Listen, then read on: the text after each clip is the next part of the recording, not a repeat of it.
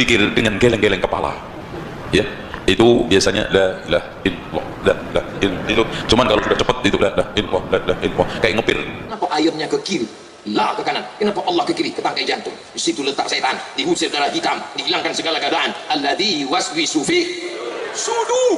Sudur itu bukan sendok. Maka yang seperti ini ya menyerupai orang Yahudi. Maka ketika misalnya ada orang yang menggoyang-goyangkan kepala entah begini ataupun yang lainnya ketika mengucapkan la ilaha atau yang lainnya, bisa jadi ini menyerupai mereka. Karena Al-Bidayah wan Nihayah karya Imam Ibnu Katsir.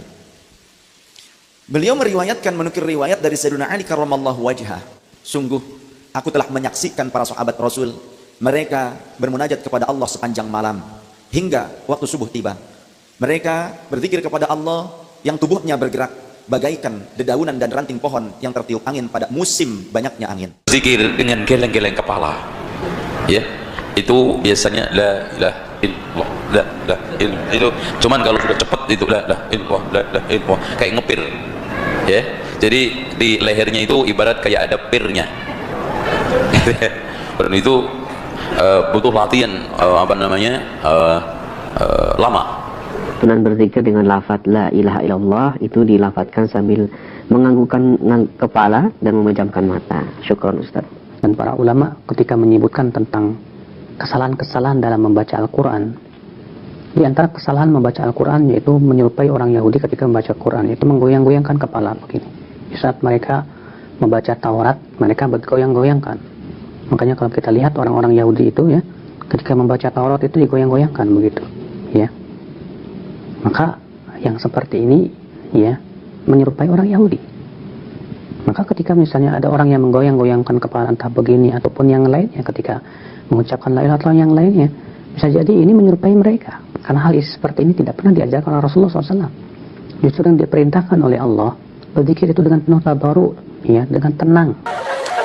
Allahumma khtim lana bihusnil. Apa yang selalu kita sebut, apa yang selalu kita dengar, apa yang selalu kita tengok, itulah yang akan datang nanti waktu sakaratul. Makanya orang-orang yang bersuluk itu mudah ditalkin la ilaha illallah, karena dia sudah ditalkinkan gurunya afdhalul dzikri fa'lam annahu la ilaha illallah, la ilaha illallah, la ilaha illallah. Kenapa ayamnya ke kiri, la ke kanan? Kenapa Allah ke kiri, ke tangkai jantung? Di situ letak setan, diusir darah hitam, dihilangkan segala keadaan. Alladzi waswisu fi sudur. Sudur itu bukan sendok. Sudur, sudur. Setan itu berbisik bukan di telinga. Fi sudurinas, maka di situ ditembakkan dia. La ilaha illallah, la ilaha illallah. Makanya orang zikir tak tahu. Asal goyang kepala goyang tak. Kenapa goyang? Entah, aku tengok orang goyang. Makanya berguru, belajar. Man la syaikhalahu fasyaitanu syaikhuhu. Siapa yang tak berguru, setan gurunya. Ini berzikirnya bukan macam-macam, bukan main-main. Bukan hanya kepala, badan pun bergoyang. Ada di dalam kitab karya Imam Ibnu Katsir, ya, Al-Bidayah wan Nihayah. Silahkan. Di sini kitabnya di lemari yang dekat dengan pintu, ya, sebelah kanan. Kalau dari sini masuk terus sampai ke ujung tuh ada pintu lagi, mau keluar sebelah kanan.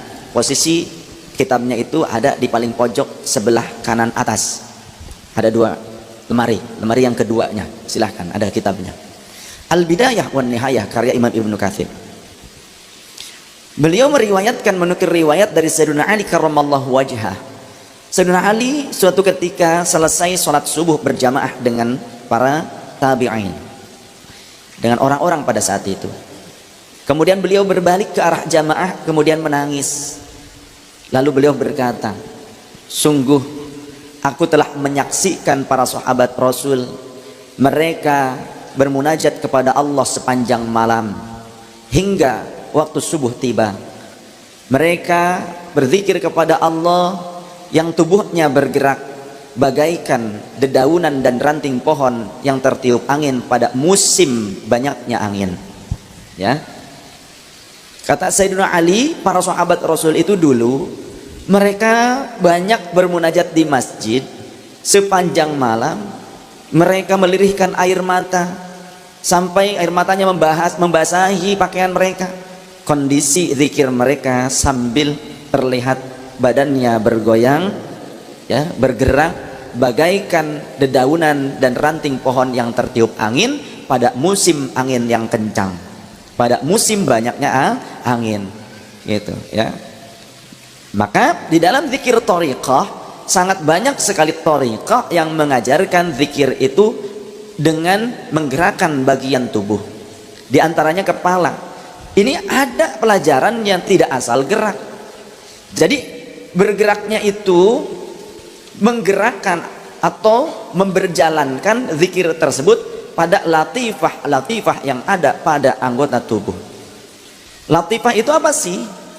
Sisi lembutnya jiwa kita, bagian-bagian lembutnya jiwa kita yang memiliki rasa, yang di situ tempatnya ada ego, ada juga menjadi keras nafsu lawamah, tempat-tempat di mana seringkali dihinggapi oleh setan.